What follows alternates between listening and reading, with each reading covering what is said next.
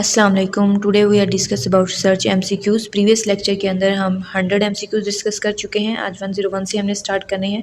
देखिए first MCQs है कि what is not true about statistical power. Statistical के पावर के अकॉर्डिंग कौन सी ऐसी टर्म है इसके अंदर जो उसमें लाए नहीं करती। इट मीन्स स्टैट की ऐसी कैरेक्टरिस्टिक्स जो स्टैट के अंदर तो है बट इन फॉलोइंग ऑब्जेक्टिव्स के अंदर नहीं है। तो वो क्या है? Statistical power is use to explain the cost of an effect. ये स्टैट का काम नहीं है। स्टैट का काम क्या होता है? एनालिसिस करना, ठीक है, टेस्ट की सेंसिटिविटी को चेक करना। नेक्स्ट एमसीक्यूज देखें। A researcher divided the population into PG graduate and 10+2 student using the random digit table. He selects some of them from each. This is technically called.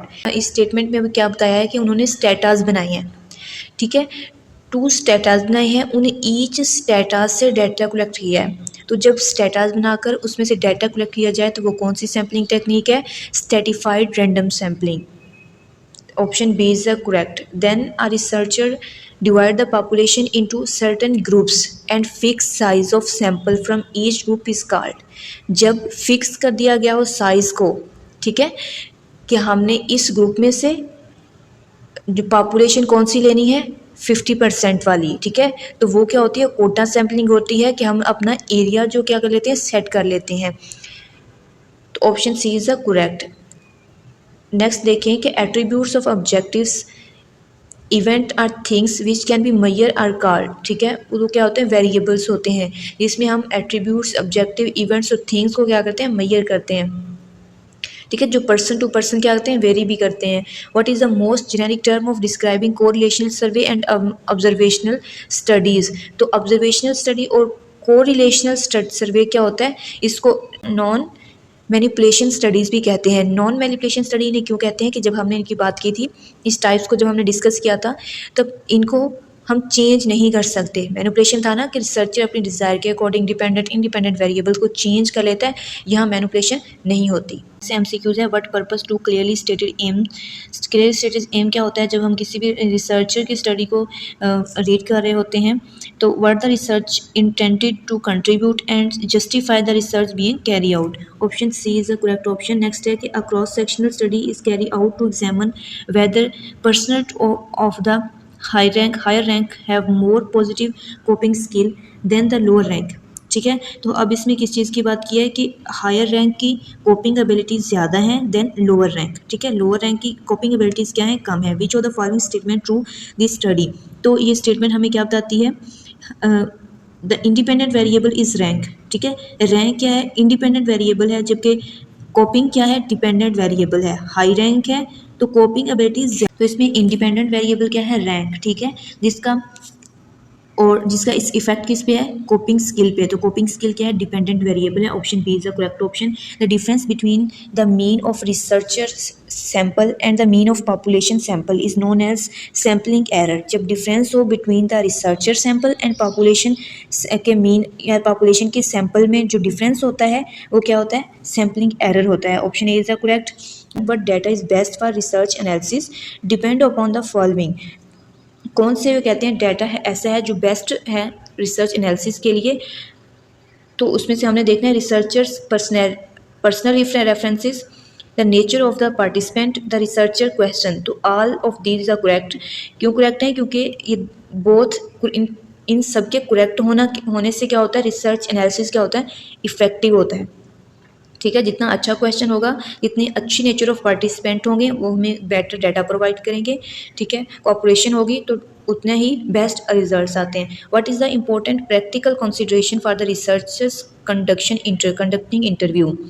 What is the important practical consideration for researchers conducting interview. तो इसमें क्या है कि setting, मतलब कि जब भी interview conduct करना है तो उसके लिए कौन सी चीज़ें, कौन से प्रैक्टिकल इंपॉर्टेंट है। फर्स्ट है कि हमने सेटिंग को असेस करना है पहले, ठीक है। We have the number for research carrying out the interview, this is the correct. The equipment being use, जो भी इक्विपमेंट यूज़ होने हैं उनको भी हमने क्या करना है?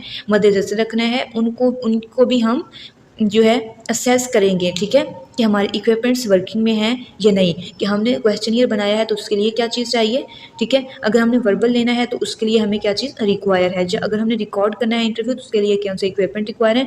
तो all these is interview conduct करते हैं रिसर्च के लिए, तो इन सारी चीज़ों का ख्याल रखा जाता है, ठीक है।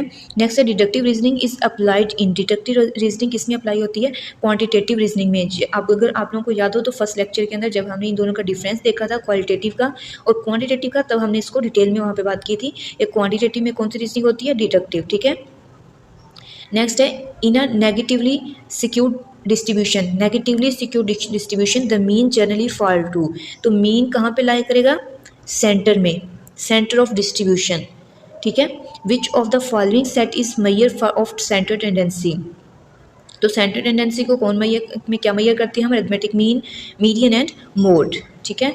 तो इसकी तरतीब को भी आपने जहन में रखना है, ठीक है। पहले अरिथमेटिक मीन आता है, फिर मीडियन और फिर mode. A pharmacological trial concluded that a new psychotic reduce negative symptoms when in reality it does not, ठीक। एग्जाम्पल ऑफ, कहते हैं कि न्यू साइकोटिक मेडिसिन जो थी वो रिड्यूस कर रही हैं किसको, नेगेटिव सिम्टम्स को, जबकि रियलिटी में ऐसा नहीं है। इट मीन्स ये कौन सा एरर है, टाइप 1 एरर है। टाइप 1 एरर क्या होता है कि एग्जैक्टली में, ठीक है, रियलिटी में वो चीज़ ट्रू नहीं होती बट उसको एक्सेप्ट किया जाता है एज ए ट्रू। नेक्स्ट है the sum of all square of deviations from the mean is called variance, ठीक है। अगर वेरिएंस का आपको फार्मूला याद हो तो ये क्या होता है, all sum of all square of deviation. Next है which is the most appropriate method of research for studying incident of diarrhea in community, तो वो क्या होती है, कोहॉर्ट स्टडी। इंसिडेंट रेट को स्टडी किस में किया जाता है, कोहॉर्ट स्टडी में। Measure of centre tendency is influenced by extreme score and skew distribution mean, ठीक है। नेक्स्ट है टाइप 1 एरर कब अकर होता है, when null hypothesis rejected but it should be retain,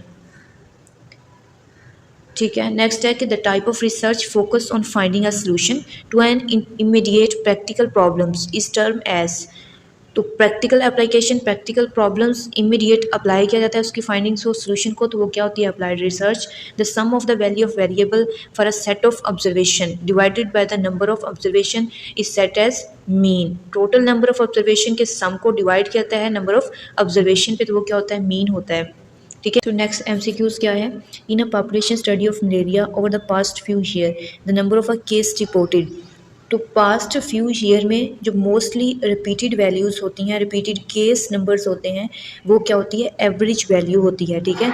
तो जो रिपीटेड वैल्यूज़ होती हैं तो वो क्या होता है, मोड होता है।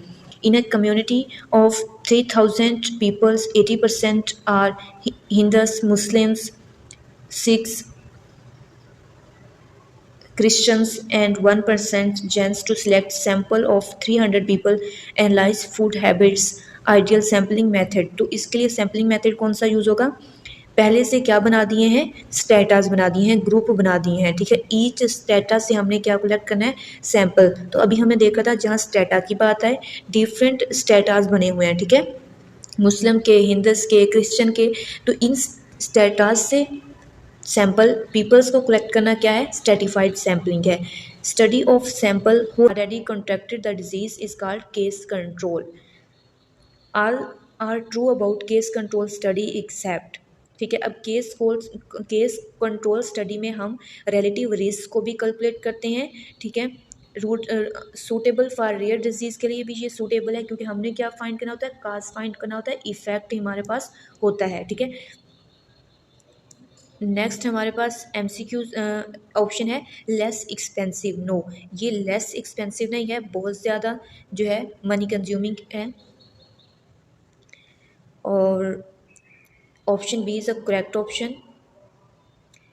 नेक्स्ट है which is the most appropriate method of research for studing incident of diarrhoea in a community, तो कोहॉर्ट स्टडी है। नेक्स्ट एमसीक्यूज है relative risk show association between, relative risk जो होते हैं वो एसोसिएशन किसके बिटवीन शो करते हैं, काज एंड इफेक्ट। स्मोकिंग क्या है, काज है, ठीक है, इफेक्ट क्या हो रहा है, लंग कैंसर का, ठीक है। नेक्स्ट है systemic objective methodological approach used to describe the life experience give the meaning of जहाँ पे आ जाए कि लाइफ एक्सपीरियंस को, ठीक है, उस किसी भी फिनोमिना को, लाइफ एक्सपीरियंस को, परसेप्शंस को, उनके एट्रीब्यूट्स को डिफाइन करना हो तो वो कौन से रिसर्च में करते हैं, क्वालिटेटिव में करते हैं, ठीक है। Formal objective systematic process use to describe the variables test relationship between them, तो ये कौन सी रिसर्च है, क्वांटिटेटिव रिसर्च। नेक्स्ट है what was the research problem that the study address significant problem in the study is qualitative study, ठीक है। Next है both are philosophy and a group of the research method congruent with the philosophy the guide the study of experience or phenomena is phenomenological research involve the textual analysis that begin with the reading of text, तो वो क्या है, hermeneutics है, ठीक है। Researcher में भी collect data by interviewing people with the knowledge of event especially from more recent event, तो वो हिस्टोरिकल रिसर्च होता है किसी भी इवेंट को, ठीक है, किसी भी पास्ट इवेंट को स्टडी करना हिस्टोरिकल रिसर्च होता है। नेक्स्ट है नेक्स्ट MCQs है the most basic difference between type of data is that some data are quantitative well other data is qualitative. The quantitative data general consist हो, जो quantitative data होता है वो किस पे कंसिस्ट होता है, नंबर्स पे कंसिस्ट होता है। नेक्स्ट है the qualitative data generally include, इसमें क्या होते हैं, टेक्स्ट होते हैं, पिक्चर होते हैं, वीडियो और सम साउंड रिकॉर्ड्स होते हैं। नेक्स्ट है the most fundamental difference between qualitative and quantitative data the type of data judgment that is used to make meaning of data and how data are manipulated। तो major difference इनमें क्या है कि data को हम analyse कैसे करते हैं इसके अंदर, मतलब meaning of data and how data are manipulated, ठीक है। नेक्स्ट है the considering the way researcher handle data it is helpful to remember that getting way of which female are portrayed in the print media by analyzing newspaper magazine advertisement, तो इसमें क्या है कि वो किसको एनालाइज कर रही है, न्यूज़पेपर को, मैगजीन को, ठीक है। तो ये कौन सी स्टडी है, हिस्टोरिकल रिसर्च है कि पास्ट इवेंट को एनालाइज कर रही है। An important initial focus of the Declaration of Helsinki Development in 1964 was differentiate between therapeutic and non-therapeutic research, ठीक है। The prospective subject decide to take part in study of her own violations without coercion or any undue influence, तो ये क्या है कि without any threat, without any force study में participate करना, ठीक है, किस क्या होता है, वॉलंटरी कंसर्न होता है। नेक्स्ट है ethical principles of respect for the person and it indicate that the human are capable of controlling their own dignity, right of self determination. Next MCQs है discrete variable and continuous variables are two types of quantitative variables. Next are the branch of statistics which deal with the finding of solution in a field of medicine, education and economic is called as applied statistic. If value of x for normal distribution is 35, mean of normal distribution is 65 and standard deviation is 25, the standardized random variable is minus 1.2. In normal distribution में mean equal होता है median के और median equal होता है mode के, जबकि positive distribution और नेगेटिव डिस्ट्रीब्यूशन इन दोनों में फिर डिफरेंस आ जाता है सीक्वेंस, पॉजिटिव सीक्वेंस का, उसमें फिर मीन ग्रेटर देन होता है मीडियन के और मीडियन ग्रेटर देन होता है मोड से, और फिर इसका लेस देन का साइन आता है इनके दरमियान। लेकिन नॉर्मल डिस्ट्रीब्यूशन में क्या होता है, तीनों इक्वल होते हैं। The shape of the normal curve depend upon the value of standard deviation. The normal distribution is a proper probability distribution of a continuous random variable, the total area under the curve is equal to 1। जो भी curve के अंदर का area होता है वो किसके equal होता है, 1 के इक्वल होता है, ठीक है। तो 50 MCQs आज हमने नेक्स्ट देखे हैं, इनको देखिएगा, याद कीजिएगा। नेक्स्ट इंशाल्लाह हम 50 नेक्स्ट लेक्चर में डिस्कस करेंगे। All the best.